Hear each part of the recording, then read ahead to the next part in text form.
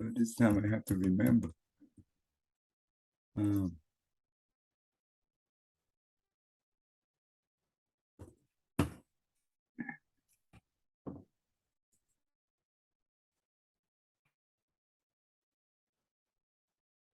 Okay, William, go ahead.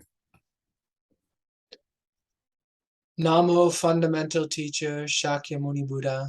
Namo fundamental teacher Shakyamuni Buddha. Namo fundamental teacher Shakyamuni Buddha. The unsurpassed, deep, profound, subtle, wonderful Dharma in 100,000 million eons is difficult to encounter. Now that I have come to receive and hold it within my sight and hearing, I vow to fathom the thus come one's true and actual meaning. Very good. For the Adornment Flower Sutra, do you think that we can do the verse only instead of do because the Buddha always do that, right? When he do in the paragraph, and after that he just summarize in the verse. I think the verse should be good enough, right? Don't you think? It's up to you. I'm fine doing either way. I'm not. I wouldn't be in a rush with it. So. Oh, if you want to do the whole thing, it's okay. If you don't see it too long for you. I don't think so. I was joking about the 5 years because we don't rush with what we're going through. Like we'll have conversations. I make sure it's 4.5 years. But even if it was 5 years, that'd be okay. It'd be okay if it was 5 years. Okay, hopefully I can live up to that. Hopefully I can survive that many years.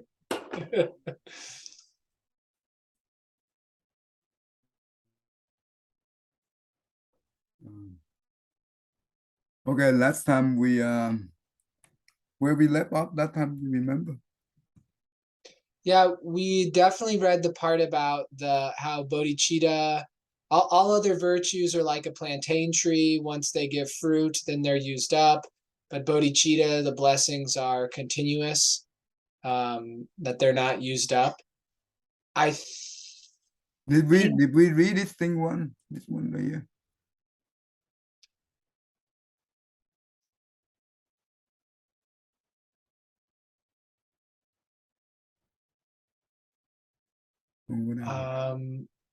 I do remember reading some of it, as I recall, because wasn't Jimmy was on too last time. No, this one you have not read. This is different. Okay. This one is the dedication. The other one is the 10 conduct. Okay. And okay, I think it's today we will okay, briefly review. Okay, so basically the book, okay, in this book, well, the Santideva, he said about inexhaustible and increased root of Bodhicitta, right? Usually when we do the good deed, right, we also have some truth, right? And the fruit for the good deed, is that good enough? Well, it's limited. Yeah, just like the banana, the tree, right? So it's no use after we use it all. But the fruit of the Bodhicitta, it's increased.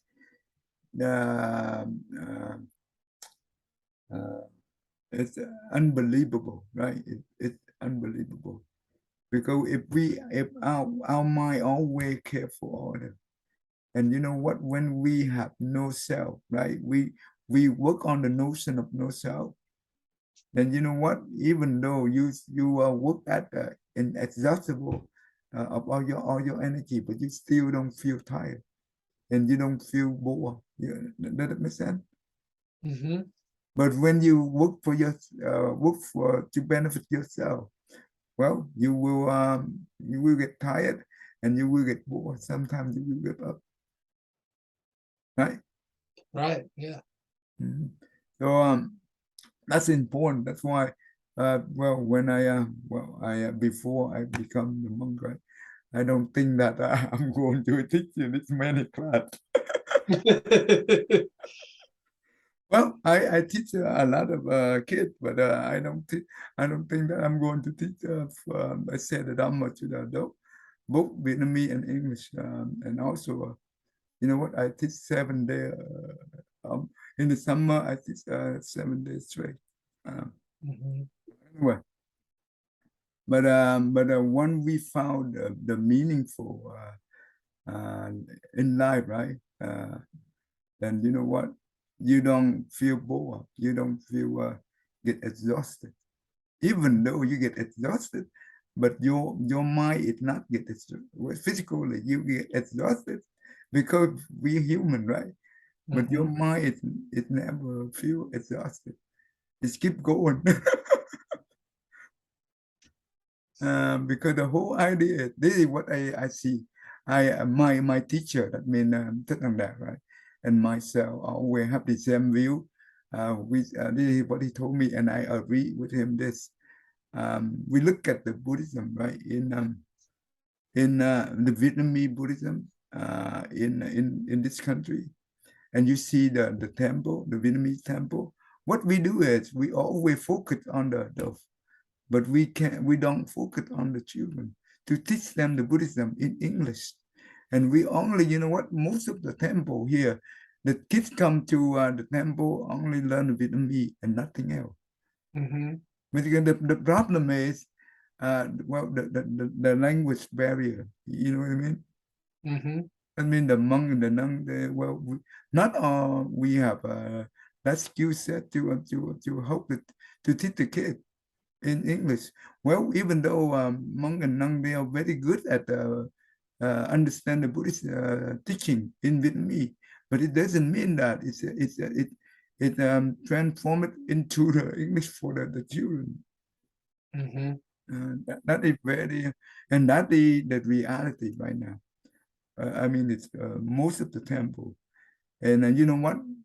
Let's say the kids come into, and there is the temple nearby our temple. Um, it's a Vietnam temple. The name is Vietnam temple. um, that temple every week, you know what? They have 600 Vietnamese kids learn Vietnamese. Wow. But you know what? But none of them learn Buddhism. And I say, wow, how is that possible? Mhm. Oh man, I feel very, what do you call it? So after some time, the kids will get tired of going to the temple because they don't find any interest. Well, learn Mhm. Vietnamese, the parents force them, right? They don't want it. They want to play again. But and then you know what? When they come to the temple, they don't. They feel that they are not a part of the temple because we always do the Vietnamese. So they are not belong to the temple. You know what I mean? Yeah. And that is really sad. Um, and you know what? If the momentum like this, it keep going like this, within 50 years, the Vietnamese temple will become the museum. Mhm. You know what I mean? Yeah. Because the adult and our age, that means 40 or 50 above, we all gone. What happened to the young generation? They have no idea. They don't understand the Buddhism and how do they support. You know what Yeah. I mean? And how do they maintain the Buddha teaching? Yeah. If they see it as just a cultural space, but not Yeah. actual spiritual space. And you know what? And that's very scary. And it already happened to the Chinese people because the Chinese people they've been here before us more than 100 years ago. And you know what? Most of the temple it's vacant. Yeah. I don't think I've never noticed a Chinese Buddhist temple in the United States. I've I've seen Korean ones, but not Chinese Because the Chinese, you know what, and Japanese. we are about step in the same footstep they have. Mm, They don't focus on the kid. So because the language barrier, and you know what, if we do not focus on the kid, and who will be inherited, and who will be the continuous on the Buddhism.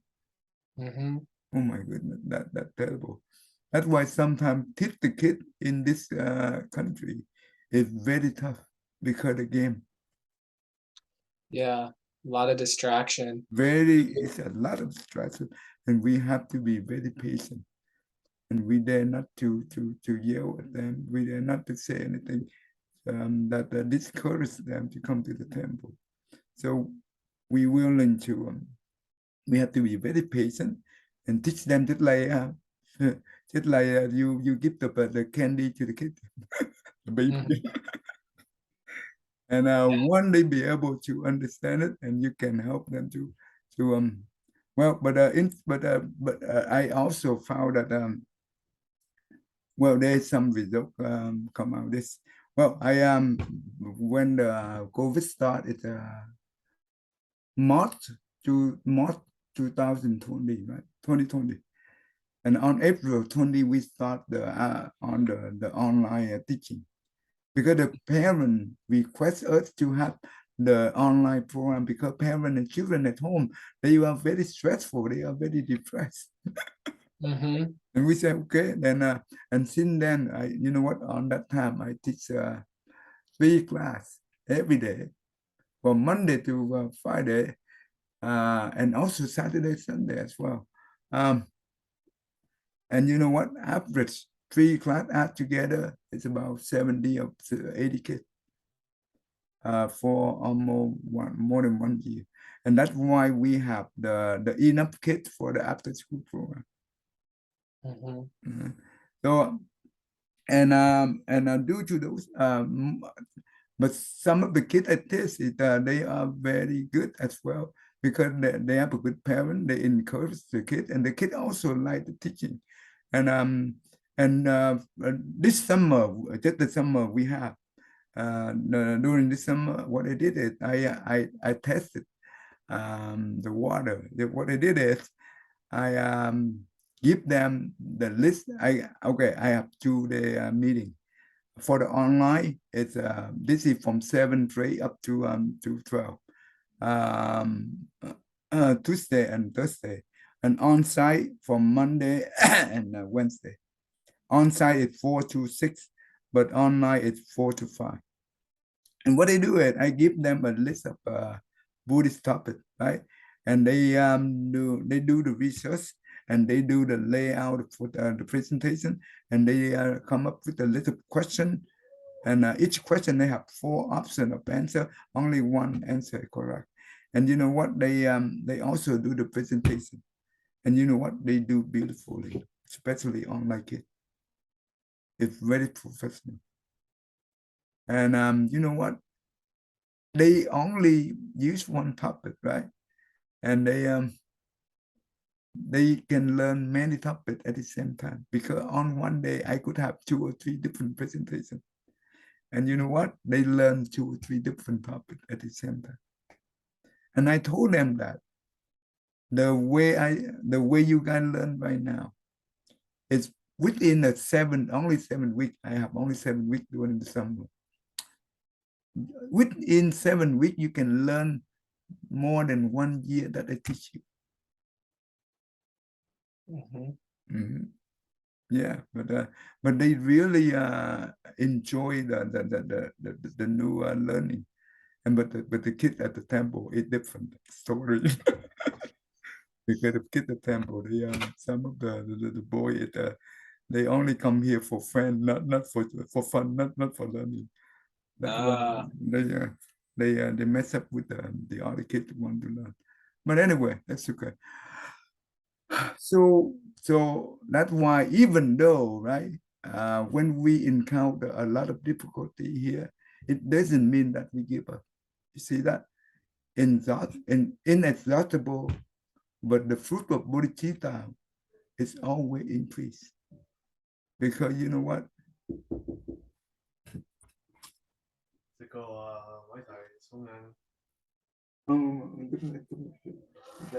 Không, thầy đang dạy học không? I'm teaching. Okay. So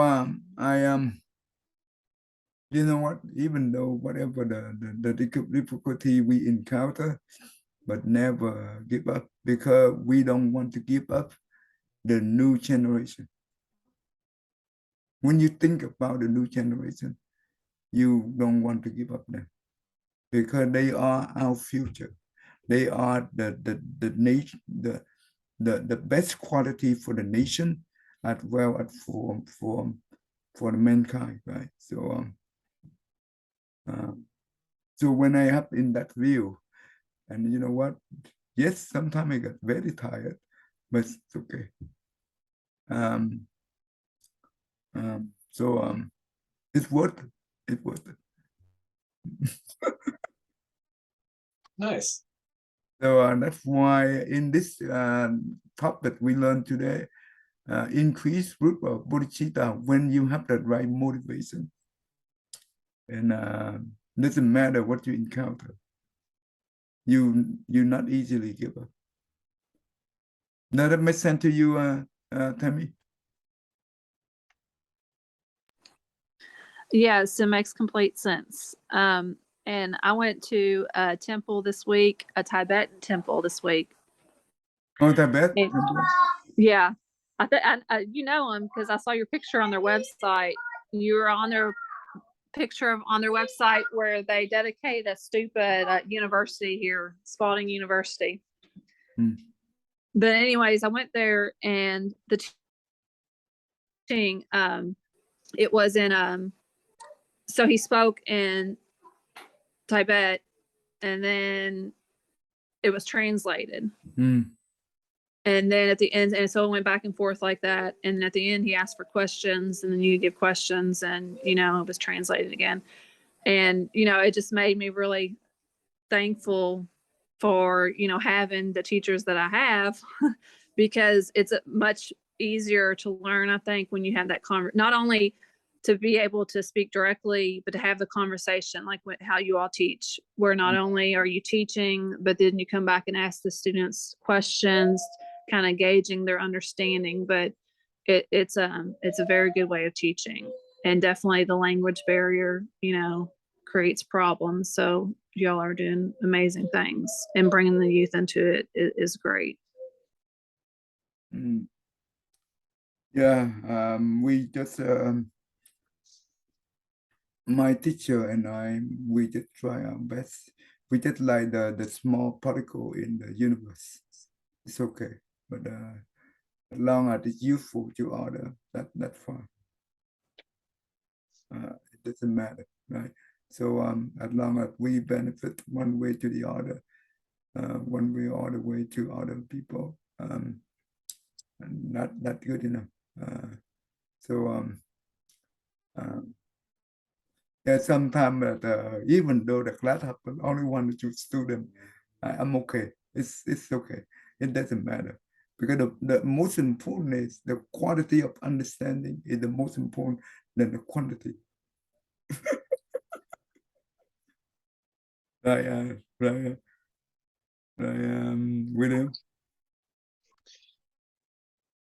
Yeah, I can see. I mean, it's nice sharing with more people, but I think, yeah, so long as there are people who want to learn, it's like the biggest is the smallest too. If there's so many examples of like size not really having importance. Well, we just do according to the condition. When the condition right, we will do it. But we never change our principle. But we do not change our principle, but we always accord to the condition. So if we have the affinity with whoever, and if they have the need, and we also have the, hopefully we have enough skillful men, and we can be able to provide a service. Well, this is the good servant. We are, well, I'm thinking I'm a good servant. So to serve other, that if we look in that way, that will help us feel better. It doesn't matter whatever the situation is. We always be grateful for the one who be able to listen to the Dhamma, and that all we need, and that all we care.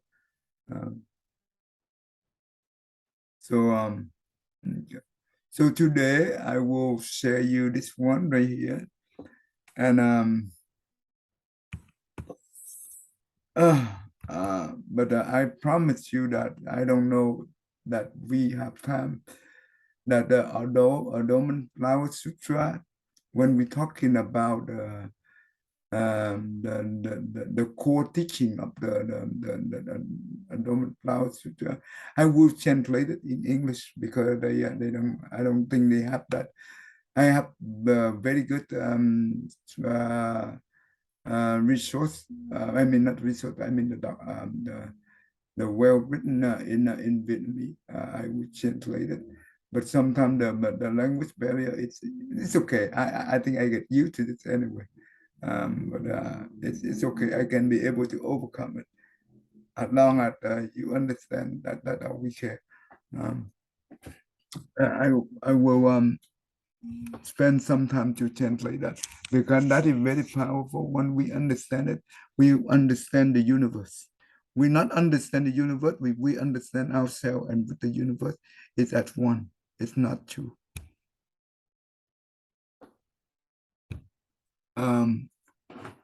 Yeah, anyway. Let me see. Hold on. Where are you? No, let's be one. I thought I opened the other one. Why they give me this one?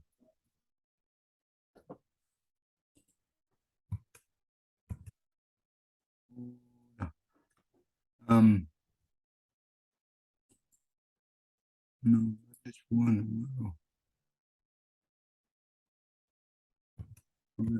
Hold on. Okay, if I open this, yeah. Oh, they opened this one. Okay, this browser. I don't want it. That's okay. Okay, let's do this. So in here, in the Adornment Flower Sutra chapter dedication, the Buddha taught the protection and the dedication of those who are not their relative and friend. Okay, all right. Can you see this? Can you see the browser? Yes. Okay. And this is the practice of Bodhisattva. Whenever they do good deeds, right? They always transfer their marriage, and how they do that. You will see 479. Okay, right here.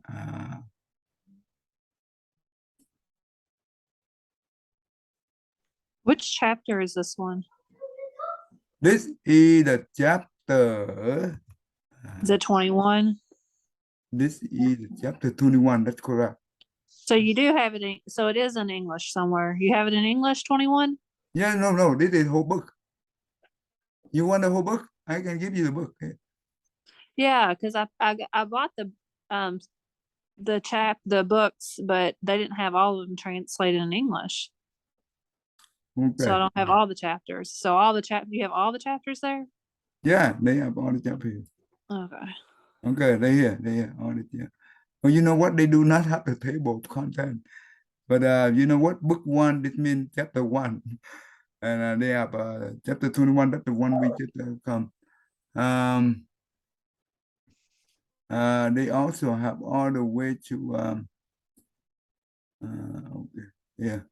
And entry into the realm of reality. This is the chapter 39. Okay. And they have only 40 chapters. All right. right? So 40 chapter. Does it make sense? Okay, let me send you. Okay, okay. After this class, remind me so I can send you the book, the attachment. I have in my computer. Thank you. Okay. Okay. Where I have to reload it, otherwise I don't know where. I put the bookmark there. People. So how far do you make it when you do it the day retreat at the end of the month? You're reading the Flower Adornment Sutra. Yeah, we I do mean, it. so what do you make it through, like 5 chapters, and then the next month do the next series? Is that how that works? No. We don't go like that. We go like out by the time we have. For example, in the morning, right, from 9 to 10. Okay, from 8, usually from 8 to 9, we do the 8 preset transmit for the one who want to practice 8 preset for the whole day. And from 9 to 10, we do the recitation for this sutra. And doesn't matter where we come, right? We stop right there. We don't go by chapter because it's too long. So we just at whatever the pay is, we continue on the next time. So at 10, I do the lecture for this book, for this whatever this sutra for 40 minutes in Vietnamese. And after that, we do another hour for recitation for this one, and we do the meal offering to the Buddha sutra. We take only 10 minutes for that. And we have lunch from 10 to from 12 we come back at 2, but actually by the time we get done with the recitation, it's almost 12:30 anyway. So we have only 1.5 hours for lunch. So we come back at 2, and from 2 we go all the way to 3:45, right, for the recitation. And they take a break for 15 minutes, and after that I have a lecture, another lecture for this sutra, maybe 4:45. Then we will stop right there, and we do the rich transfer marriage at the end, and that we call the day. So that's how we do it. If possible, I don't know how it's possible that we can have the environment for the American like you two, so we can come together and we can recite the sutra in English. You know what I did in English in the Earthstone Bodhisattva Sutra with the kid already. I read when I read so fast, just like the kids. Because the kids, they are very good in English, and they read so fast, and I also read for them. So it becomes very easy when we put our mind into it, and it's okay. So it's just like I read in Vietnamese. So it's okay. So I think it's as long as we have time, we can oh, why this one is doesn't oh, come on.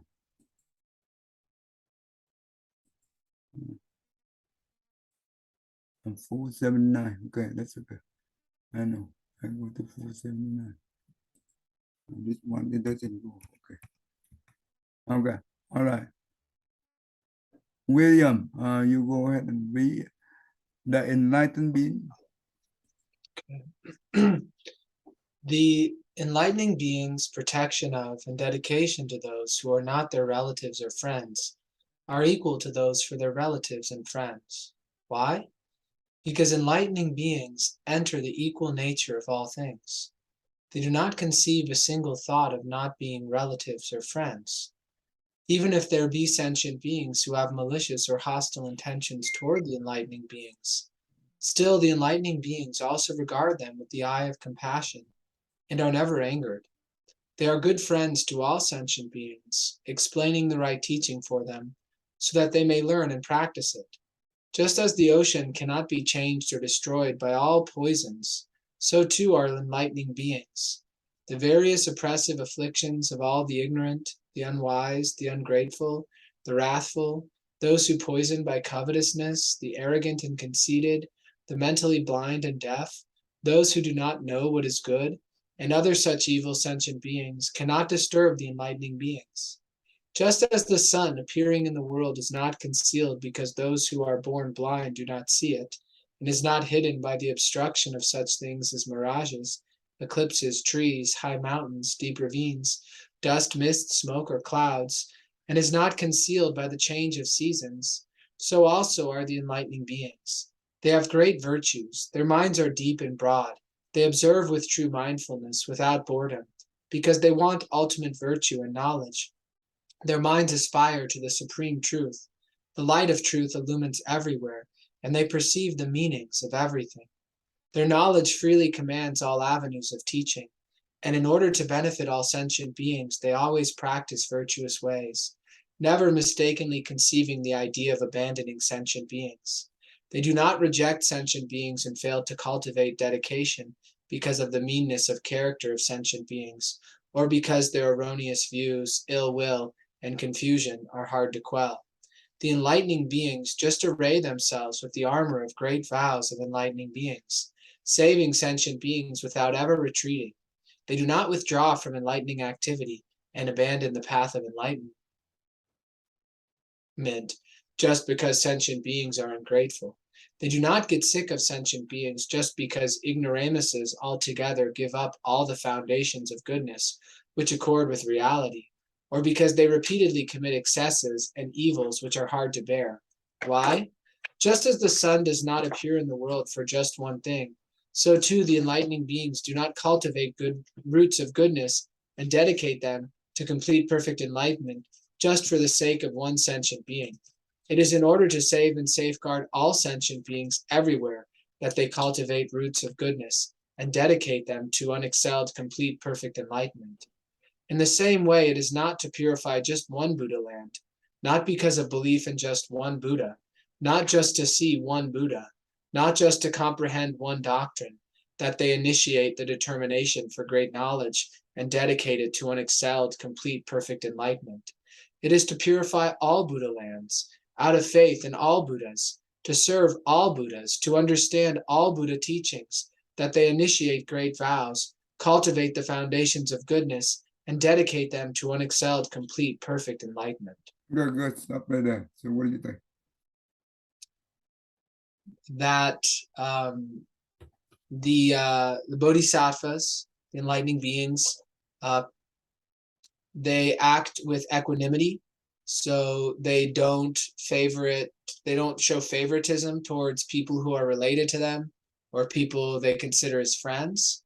They wish to enlighten, all living beings equally, without any favor, and that they're not discouraged, they're not upset or thrown off by shortcomings, by faults of living beings, because their mind is so broad, it's so compassionate, its intention is so deep, that they're not getting hung up on somebody going east when they've taught them to go west. Mm-hmm. But they remain patient. Mm-hmm. They and their minds, because their minds are like the vast sky or the ocean, that living beings offenses are just insignificant to the spaciousness, the vastness of their intention, and that it's not a small intention, it's a huge intention, to understand all the Buddha doctrines and to see limitless Buddhas and to liberate every last living being from suffering. So you think that the role of the teacher in school, especially in the high school, don't you think it's terrible? It's a terrible role. I think it's depending on what school someone's in, it's potentially very difficult in that it requires a lot of patience and understanding and persistence, and there are probably so many opportunities to get mad, to get angry, because very stressed and very very stressful, right? It's crazy. Yeah, because they want to help someone, and then their people aren't helping themselves, and so it's easy. It could be easy to begin to feel like, what's the point of me putting in all my effort if these students don't even care? Yeah, and they also pick on the teacher. Yeah. You know what? They especially when we teach the kid in the poor area. Mm-hmm. Right? It's very challenging. And think about this, well, when the kids come to the temple, that means at least they are not that bad. But sometimes it's very challenge when you say that, okay, you sit down and listen and focus. You know what? They always get excuse to that. Oh, I want to go to the restroom. I want to get some water. I want many things. Yeah. And it varies. So if we focus on those kids, then we will not have time for the other good kids. You know what I mean? So when I learned it, say, okay, all right, if you want to go, okay, go ahead. But as long as you don't disturb others, it's okay. Mm-hmm. So, but what do you think? When the Buddha said that to serve all Buddha, to understand all Buddha teaching, this is their initiate breakfast, right? When they resolve the Bodhicitta, right? Mm-hmm. So when in here they say that to serve all Buddha, what do you think? Of to serve all Buddhas. Well, could have I think the meaning merges. So how do we serve the Buddhas if we're thinking of Buddhas as just Buddhas, like beings that have realized Buddhahood? Well, how do we serve Buddhas? Well, what's important to Buddhas? The only thing that's important to Buddhas is living beings, living beings' liberation. That they also become Buddhas. That is the core vow. That is the seed of Buddhahood. That in a previous life, the one who's realized Buddhahood made this vow, this compassionate vow of the Bodhisattvas to establish all living beings in Buddhahood. And so that would be the way to serve them, is by working to establish all living beings in Buddhahood. But then you could also actually physically serve a manifestation of the Buddha, like Ananda served the Buddha in this life. So there could be like different ways of doing that. But then you can also see that, well, every living being has the ability to realize Buddhahood. So by teaching and helping living beings, then that is directly serving a Buddha, because they're Okay, that's good. Tell me, what is a good way to repay the teacher? I mean, repay the gratitude. To repay the Buddha. So what is the best way? To repay the Buddha for the Dharma. Yeah, okay. Not only the Buddha for the Dharma. Let's say that well, in our culture, when we say that to repay Buddha for the Dharma, also what is the best way to do? I think to repay for to spread it, right? To spread the word of the Dharma is how you repay it. And to to spread it in any way that you can. Not only spread, we practice it, right? We practice the Dharma, and so when you practice it, and then the Dharma will become a part of our life, and that's how we have Dharma to stress out. Yeah, that is the best way to repay, not by material. He doesn't need the material. And also the same thing is to repay for the teacher, right? To continue on the thing that we learn and we practice it and to benefit others. That is the best way to repay.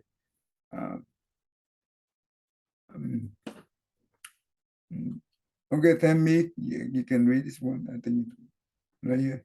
enlightenment, Enlightening beings, focusing on all the Buddha teachings, develop a broad mind and great determination, a determination never to retreat, and through measureless eons cultivate and collect rare, hard to obtain mental jewels, all equal to those of all Buddhas, thus observing the basis of goodness.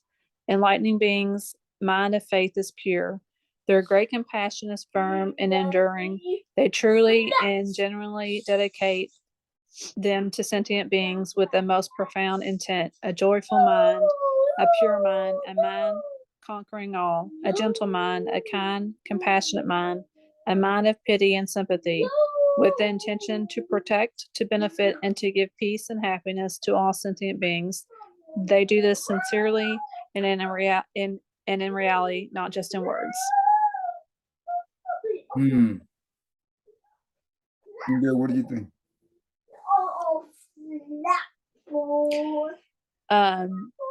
So just like we just spoke about, is to do it in your action and your reality, to sincerely practice the Dharma and not to retreat, not to go backwards with it.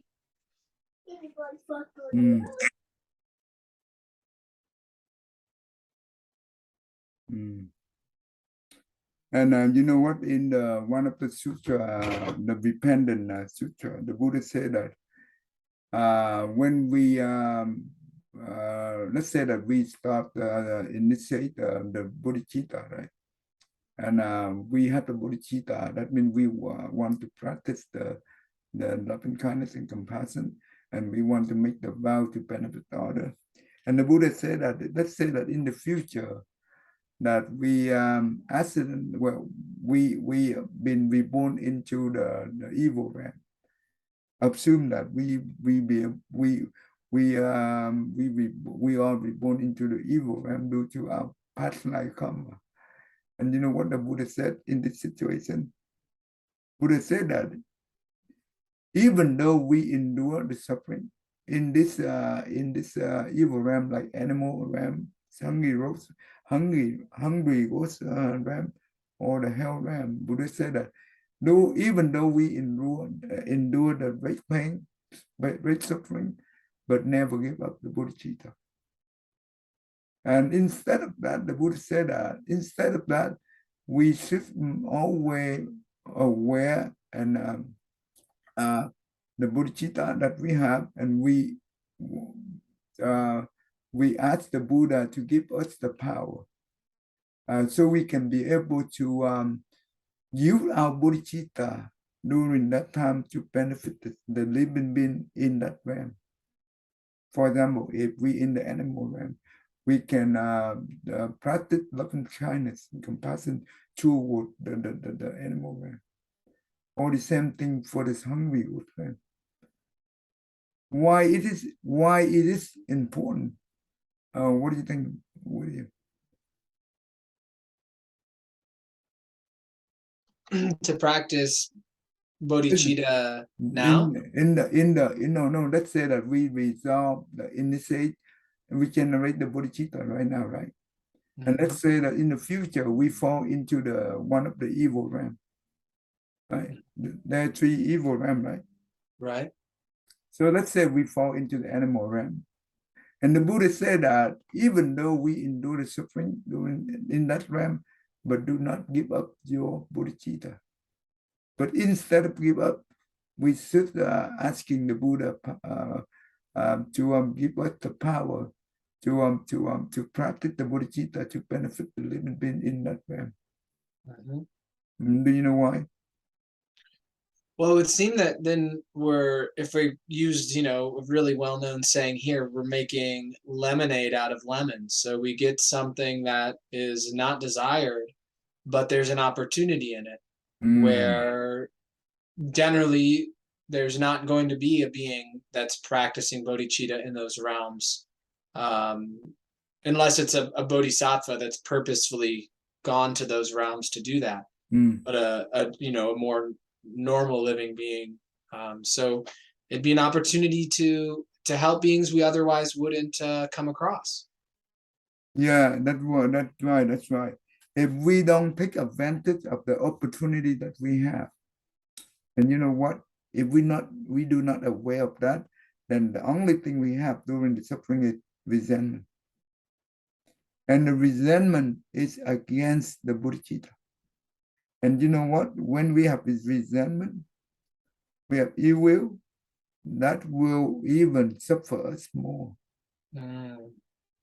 Right? Yeah, I remember when I was in college, and even before that, one of the common, like, people who weren't familiar with Buddhism, when they found out that I was practicing it and they'd ask me about it, a very common question people would have, or issue they would have, would be that, well, that's just opening yourself up to being hurt, to being taken advantage of, to being harmed.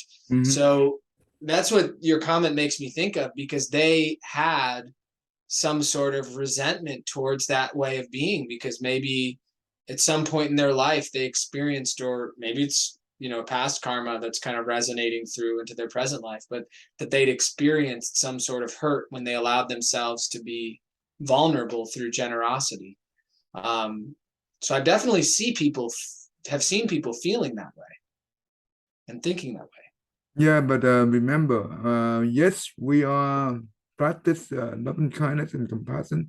Doesn't mean that we allow all the people to harm us. Remember, I told you the story about the king, right? Chatu, the poison snake. Yeah. Yeah. Yes, we if we use the normal compassion to the normal people, it's okay. But if we use the normal compassion to the bad people, that is not compassion. That means you help them to do even harmful, to become more evil. But if we be strict with them with love and kindness, that means we strict with them. It doesn't mean that we have ill will against them, because we want to protect our people, ourselves, and we want to make sure that we don't want them to continue on the bad path, to put themselves even deeper. So, for example, if in our house we have the one who are addicted to gambling, right? They go and play with the sporting betting, right? They easily lose a big chunk of money. And how many times can we help them? You know what I mean? Sometimes we have to let him to feel the pain and to feel the miserable, right? Misery, and to the point that to the bottom. That means they have to rub their self to the bottom of suffering. So they have to feel the pain. So next time they do not repeat the same. If to the point that they are near death, yes, we should open our arm and help them to overcome that. But if not ready yet, we should not help. Does that make sense? Yes. This is important. This is truly compassion.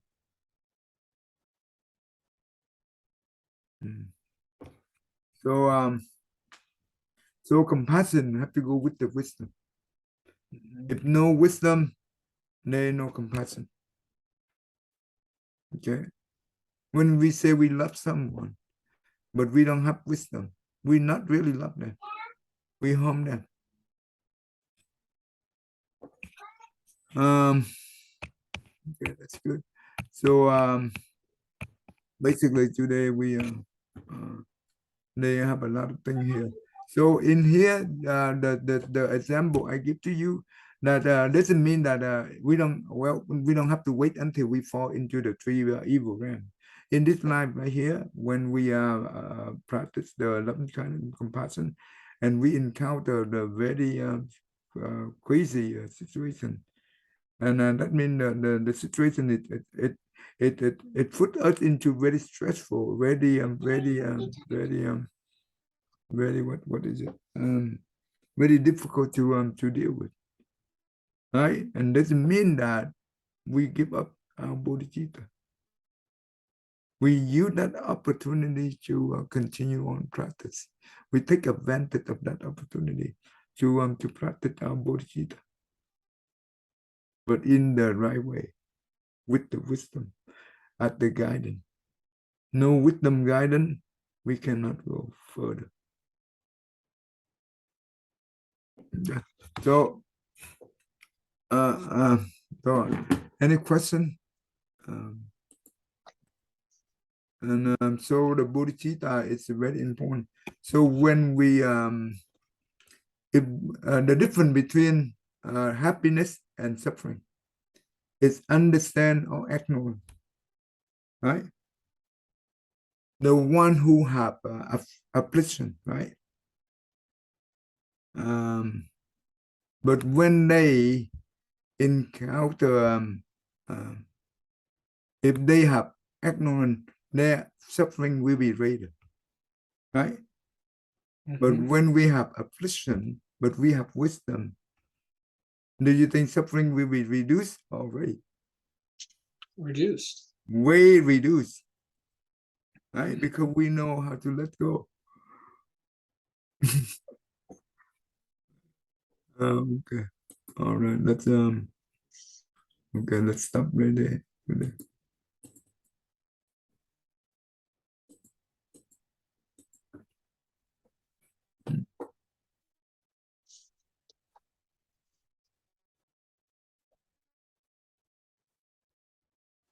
Oh, I forgot to let you read this one. 481. But anyway, that's the one I tried to find. Okay, that's okay. Okay. Tell me. Go ahead. May every living being our minds as one and radiant with light, share the fruits of peace with heart of goodness luminous and bright.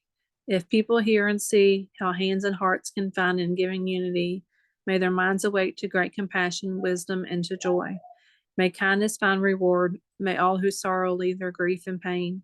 May this boundless light break the darkness of their endless night. Because our hearts are one, this world of pain turns into paradise. May all become compassionate and wise. May all become compassionate and wise. That's good. Thank you. Let me send you the